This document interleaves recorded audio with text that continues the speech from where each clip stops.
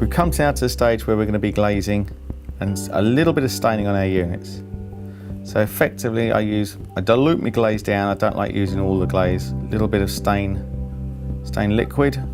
Because literally all I'll be doing is putting a tiny piece on here. I want to natural glaze it really, it's tiny, and we're gonna polish it up afterwards.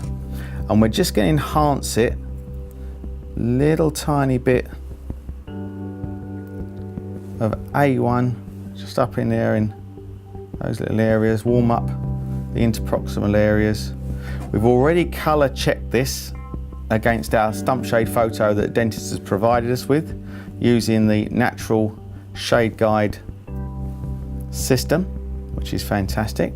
So we make up a little die and we put this against every tooth so that the differences you see in the veneers and the bridges when you actually go in the mouth, they just don't exist.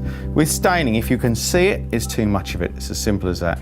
I think that looks really fantastic. We're nearly done on this one now. Really, really minimum. The colour comes from the beauty of the porcelain. It's not something you have to, just some little tiny white check lines just in those grooves.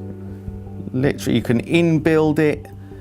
The thing is, if you want to build lots and lots of things and effects in your work, you can, but obviously sometimes, even though the patient says, oh yeah, I like the natural look, they may not like that. So sometimes it's just a little bit easier to put it on the surface and you can easily take it off afterwards. And that's what we're going to do to every tooth. In a minute, we're going to look at the bridge. Okay, now we're going to do exactly the same with our bridge. This is our fully pressed Emax bridge. Looks really lovely. We've bolstered up those joins a little bit to give us all the strength we require, but it looks fantastic. If you've got a case where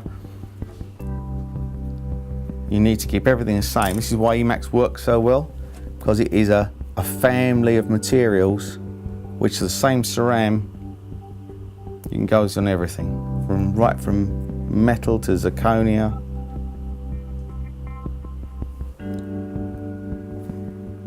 To your pressed ceramic. Obviously you use the inline for the metal. Cerams for all your non-metal products. Again, just a little bit of highlight in that lightness, in that incisor edge. And again, a tiny. So all this substructure has been coloured anyway before we started. So we've only really layered some small amounts of porcelain on top. So you've still got your strength. And we just reinforce a little bit of cervical colour. Again, if you can see it, it's too much. It's just a hint to warm that neck up. This is a 1-in-1 with just a little bit of A1 in the neck. It looks fantastic. Really warm, lovely, natural colour.